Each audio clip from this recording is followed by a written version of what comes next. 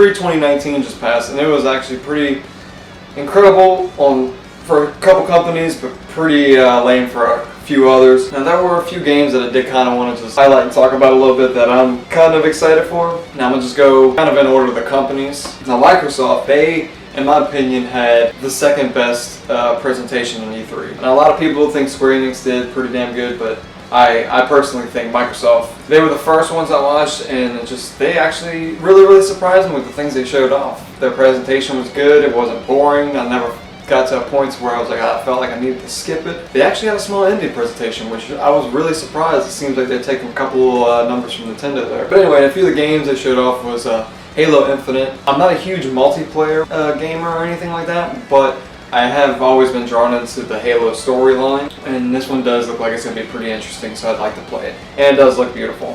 One game that kind of really surprised me, and I wasn't expecting at all, I don't think anybody really expected, was the Blair Witch Project game, or I guess it's just the Blair Witch game. I don't know what they're calling it, but it did look a little intense, and I do like horror games. It looks like it's going to be kind of in the vein of maybe Outlast, possibly. I honestly thought it was going to be Outlast 3 at first, but then I noticed that the symbol wasn't exactly the same. And then the last game that really stuck out to me that I've been keeping my eye on for a while, and I'm sure a lot of other y'all have been watching, is Cyberpunk 2077. The game to me was already looking beautiful. Then now they're throwing Keanu Reeves in it.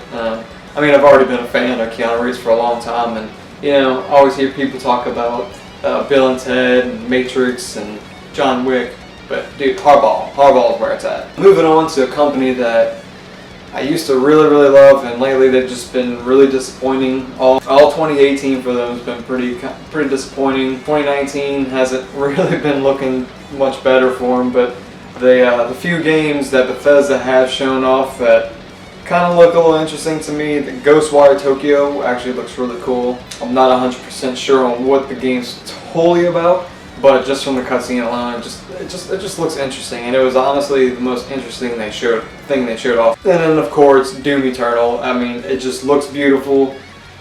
I feel like that's probably the only thing saving Bethesda this year is Doom Eternal. That's the only thing keeping them afloat until I guess we get Elder Scrolls 6. Now Square Enix actually surprised people by showing off Final Fantasy VII and giving us a release date.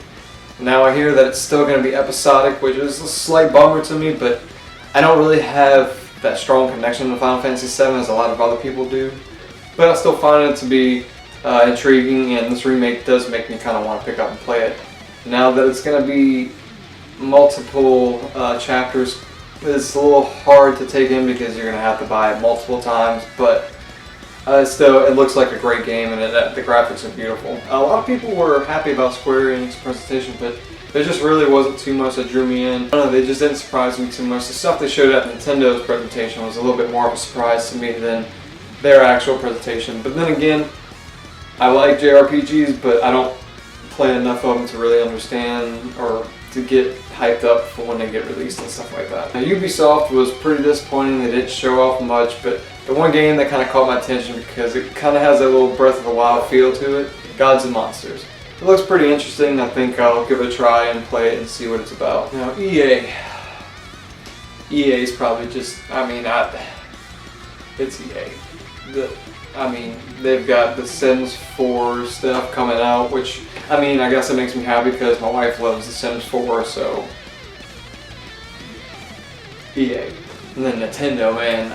Nintendo has never really been that great for E3, but this year I just feel like they did a really good job. I'm not going to go crazy over all the ports that they're putting out, but I do think it's pretty cool that they're getting all these games that people said would never be on the Switch, it would never work.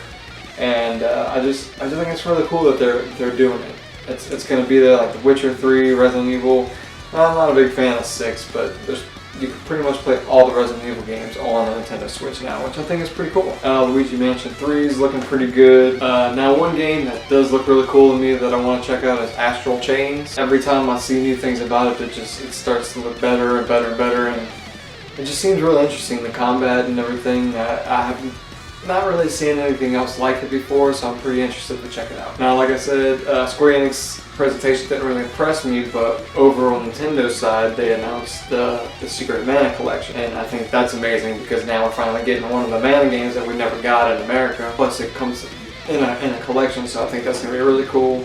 Marvel Ultimate Alliance 3 is another game that I think is going to be really fun. The first two were, to me, amazing, so I'm really excited to try the third one. One of the games I'm most hyped for to come out this year is obviously Legend of Zelda Link's Awakening. I love that game. Obviously, I'm a huge Zelda fan. It was one of my favorite ones on Game Boy, so I can't wait to play it. It looks amazing. I love the whole like claymation kind of look to it.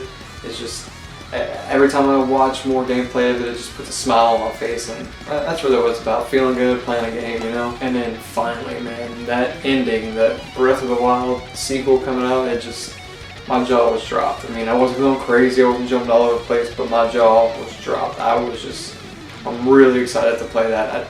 And that's something, I was joking around, and people were asking what's something that you want at the E3 presentation that you don't think is going to happen, and that was it, a brand new Zelda game or a Breath of the Wild sequel. And there was rumors that there was going to be a new Zelda, but I didn't expect for them to actually announce a full-on sequel, so I'm really excited to see where they take it. And that's just my roundup on the E3 of 2019.